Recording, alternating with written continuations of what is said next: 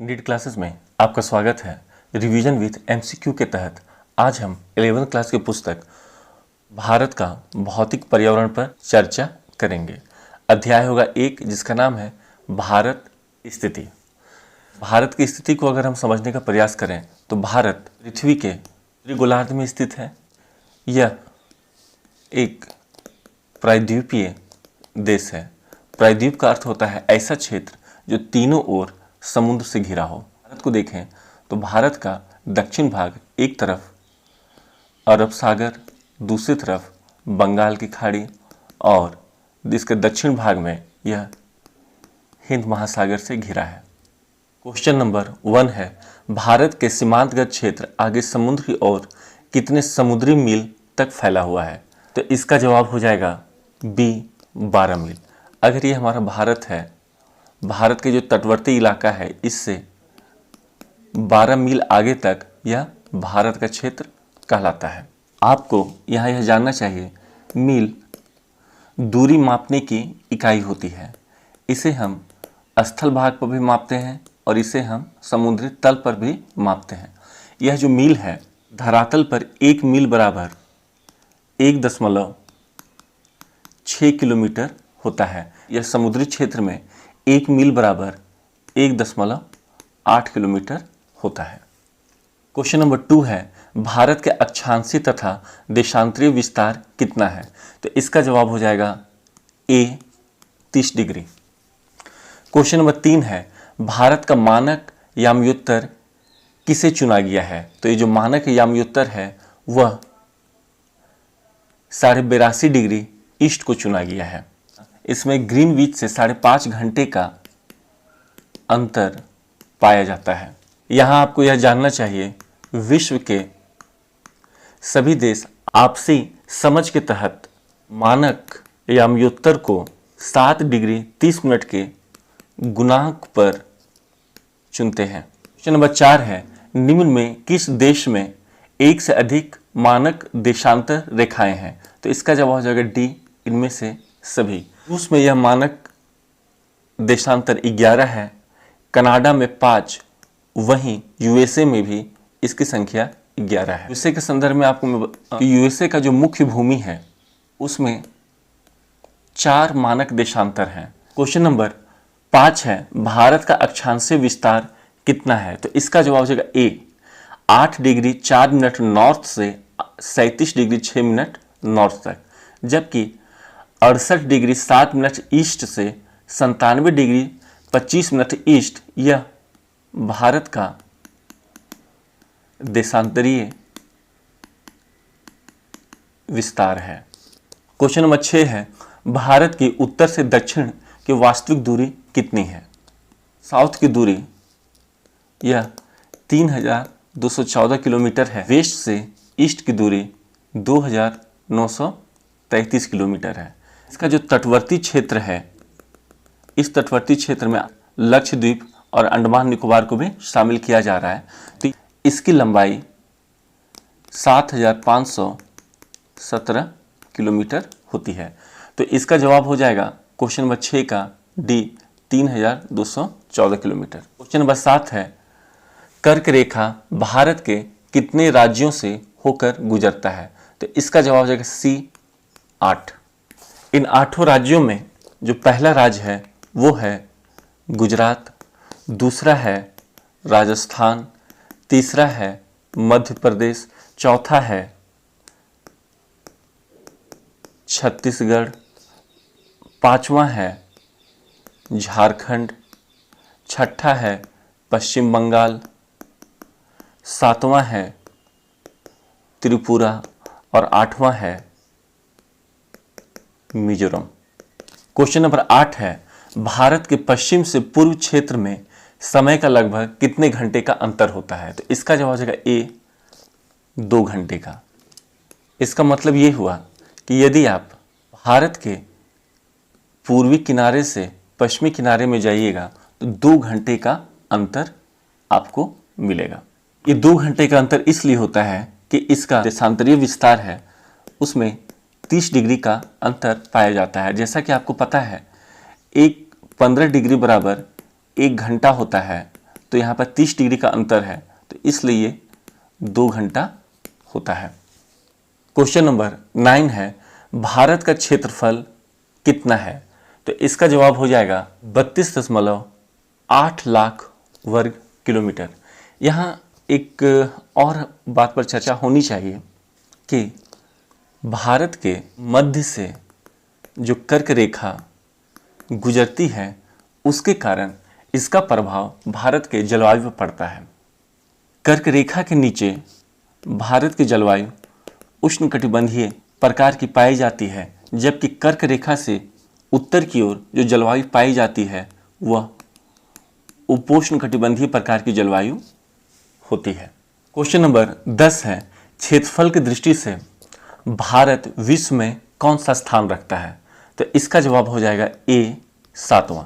जो पहला बड़ा देश है वो है रूस, उसके बाद आता है कनाडा, यूएसए, चीन, ब्राज़ील, ऑस्ट्रेलिया, तब जाके 7वें नंबर पर है भारत। क्वेश्चन नंबर 11 है, निम्न में कौन भारतीय उपमहाद्वीप का हिस्सा नहीं रहा है? तो इसका जवाब हो जाएगा डी म्यांमार। क्वेश्चन नंबर 12 है, निम्न में किस देश की भारत के साथ सबसे लंबी स्थलीय सीमा है? तो इसका जवाब हो जाएगा ए बांग्लादेश। इस अध्याय से संबंधित हम चर्चा करेंगे भारत के संदर्भ में कुछ समान जानकारियां। सबसे पहले हम समझेंगे कि भारत में शासनिक इकाइयों को कितने भागों में बांटा गया है। इसे 2 भागों में बांटा गया है। एक बांटा गया है राज्य, जबकि दूसरा है आपका वो है केंद्र शासित प्रदेश। राज्यों की संख्या 28 है। इसमें जो सबसे नया राज्य है वो है तेलंगाना। यह इसकी स्थापना 2014 में की गई थी। और केंद्र शासित राज्यों के संदर्भ में कुछ बातें आपको याद रखनी चाहिए कि नवीनतम केंद्र शासित राज्य का निर्माण हुआ है वो है जम्मू कश्मीर और लद्दाख। इसके अलावा यहाँ आपको एक चीज़ ध्यान देने की आवश्यकता है, केंद्र शासित प्रदेशों में पौंडीचेरी या पुदुचेरी एक ऐसा केंद्र शासित प्रदेश है जो आपका 3 राज्यों में दिखेगा। एक आपको दिखेगा वो केरल में, दूसरा आपको दिखेगा तमिलनाडु में और तीसरा दिखेगा आपको वो आंध्र प्रदेश में। शासनिक जानकारी में आपको ये ध्यान देना है, भारत की मुख्य भूमि में सबसे दक्षिणतम बिंदु कन्याकुमारी है। अगर इसका संपूर्ण भारत में यदि पूछा जाएगा कि जो दक्षिणतम बिंदु है वो है इंदिरा पॉइंट, जो अंडमान निकोबार द्वीप समूह में स्थित है। भारत का ये जम्मू कश्मीर का पाकिस्तान की सीमा जहां लगती है वहां पर LOC का निर्माण हुआ है। जहां चीन और भारत की सीमा लगती है उसे हम LAC कहते हैं। LOC का फुल फॉर्म हुआ लाइन ऑफ कंट्रोल, जबकि LAC का फुल फॉर्म हुआ लाइन ऑफ एक्चुअल कंट्रोल। इसके बाद हम देखेंगे भारत के पड़ोसी देश। तो भारत के पड़ोसी देश में पहला है पाकिस्तान, दूसरा है चीन, तीसरा है नेपाल, चौथा है भूटान, पांचवा है म्यांमार, छठा है बांग्लादेश और 7वां श्रीलंका। भारत और पाकिस्तान की जो सीमा है उसे रेड क्लिफ कहा जाता है, जबकि भारत और जो चाइना का सीमा है उसे मैकमोहन रेखा के नाम से जानते हैं। भूटान और नेपाल को बफर जोन के रूप में परिभाषित किया जाता है। वहीं श्रीलंका और भारत के बीच पाक जल संधि है।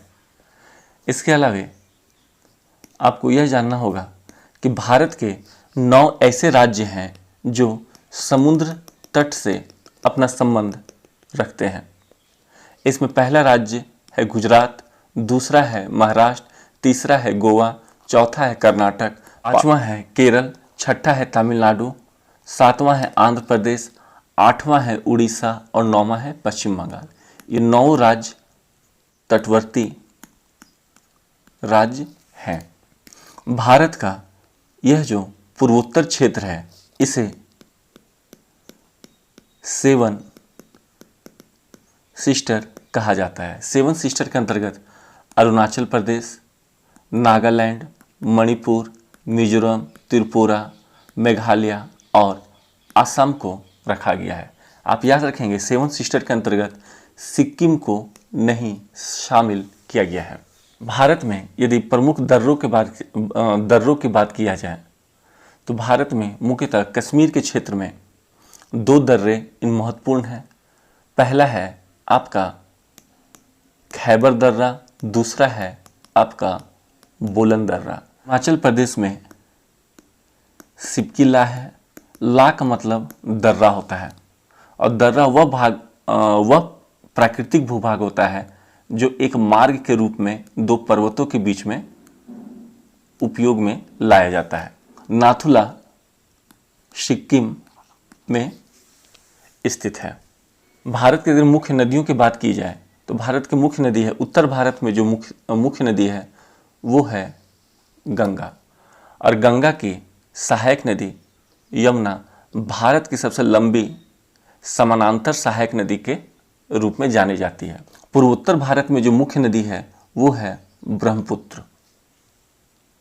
ब्रह्मपुत्र को चाइना के क्षेत्र में या तिब्बत के क्षेत्र में सांगपो भी कहा जाता है, जबकि दक्षिण भारत की जो मुख्य नदी है वो है गोदावरी। गोदावरी को दक्षिण भारत की गंगा भी कहा जाता है। अरब सागर में गिरने वाली 2 प्रमुख नदी है नर्मदा और ताप्ती, जबकि राजस्थान के क्षेत्र में जो मुख्य नदी के रूप में जाना जाता है वो है लूनी। भारत के उत्तर में आपको हिमालय का विस्तार मिलेगा, पश्चिम में पश्चिमी घाट है, जबकि पूरब में आपका पूर्वी घाट है। पश्चिमी घाट और पूर्वी घाट जहाँ मिलता है वो क्षेत्र है नीलगिरी की पहाड़। मध्य भारत में जो महत्वपूर्ण पर्वत श्रृंखला है वो है विंध्यन रेंज। यहाँ राजस्थान के क्षेत्र में पश्चिम की ओर एक पर्वत श्रृंखला है जिसका नाम है आरावली। आरावली की सबसे ऊंची चोटी माउंट आबू है। भारत में हिमालय की सबसे ऊंची चोटी सिक्किम में स्थित कंचनजंगा है। पूर्वी घाट की सबसे ऊंची चोटी उसका नाम है महेंद्रगिरी। पश्चिमी घाट की जो सबसे ऊंची चोटी है उसका नाम है अन्ना मलाई।